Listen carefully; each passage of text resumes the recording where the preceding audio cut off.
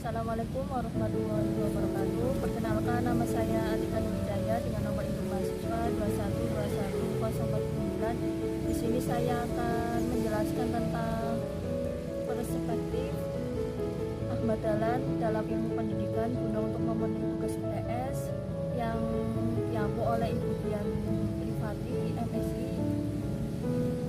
Kemudian saya akan menampilkan PPT dan menjelaskan.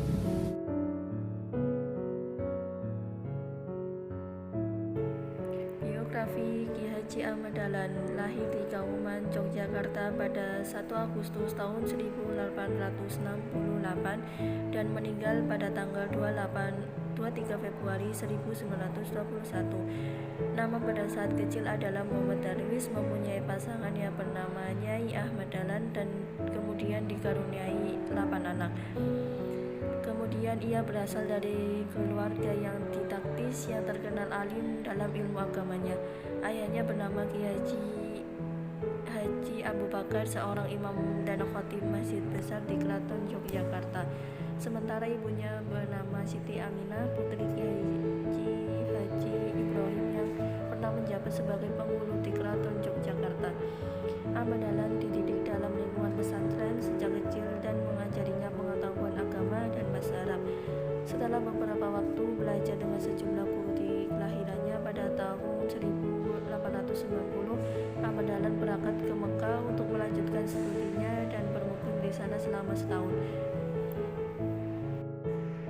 Kemudian sebuah pemikiran tokoh-tokoh Islam mempunyai pengaruh yang besar pada Ahmad Dahlan.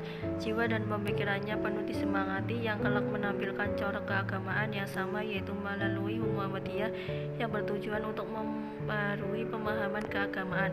Di sebagian besar Islam di Indonesia saat itu masih bersifat ortodoks tanpa mengurangi pemikiran para intelektual muslim lainnya. Paling tidak pemikiran Ahmad Dahlan tentang pendidikan Islam dapat dikatakan sebagai awal kebangkitan pendidikan Islam di Indonesia. Gagasan pembaruannya sempat mendapat tantangan dari masyarakat waktu itu, terutama dari lingkungan pendidikan tradisional. Dengan demikian, bagi Ahmad Dahlan tantangan tersebut bukan merupakan hambatan, melainkan tantangan yang perlu dihadapi secara arif dan bijaksana. Kemudian ada tujuan pendidikan menurut Ki Haji Ahmad Dahlan. Pendidikan Islam hendaknya diarahkan pada usaha membentuk karakter muslim yang berbudi pekerti luhur, alim dalam agama, luas pandangan dan paham masalah ilmu keduniaan, serta bersedia berjuang untuk kemajuan masyarakatnya. Tujuan pendidikan tersebut merupakan pembaruan dari tujuan pendidikan yang saling bertentangan pada saat itu, yaitu pendidikan pesantren dan pendidikan sekolah model Belanda. Di satu sisi, pendidikan pesantren hanya bertujuan untuk menciptakan individu yang solih dan mendalami ilmu agama. Sebaliknya, pendidikan Islam model Belanda merupakan pendidikan sekuler yang di dalamnya tidak diajarkan agama sama sekali.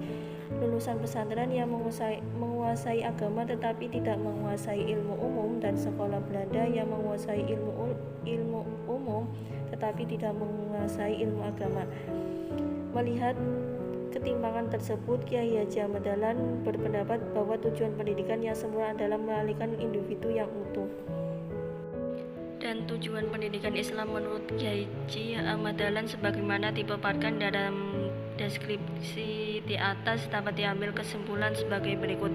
1. Pendidikan Islam hendaknya diarahkan pada usaha membentuk manusia muslim yang berbudi pekerti luhur, alim dalam agama, luas pandangan dan paham masalah ilmu keduniaan, serta bersedia berjuang untuk kegunaan masyarakatnya. Yang kedua, tujuan pendidikan yang sempurna adalah melahirkan individu yang utuh, menguasai ilmu agama dan umum, material dan spiritual, serta dunia dan akhirat. Yang ketiga, mempertajam daya intelektualitas dan memperkokoh spiritualitas. Kemudian konsep kurikulum pendidikan Islam menurut Kiai Haji Ahmad Dahlan dalam buku yang berjudul Kiai Haji Ahmad Dahlan Sang Pencerah Pendidik tertulis sebagai berikut. Yang pertama adalah Al-Quran, yang kedua hadis, yang ketiga akhlak dan budi pekerti, dan yang keempat ilmu-ilmu sosial. Kemudian Kemudian ada metode pendidikan Islam menurut Kiai Haji Ahmad Dahlan. Metode pendidikan Islam menurut Kiai Haji Ahmad Dahlan sebagai berikut. 1. Menyesuaikan dengan kemampuan siswa untuk mampu menarik perhatian para siswa untuk menekuninya. Yang kedua, menggunakan metode hiwar atau pengulangan. Yang ketiga, keseimbangan proporsionalitas antara teori dan praksis.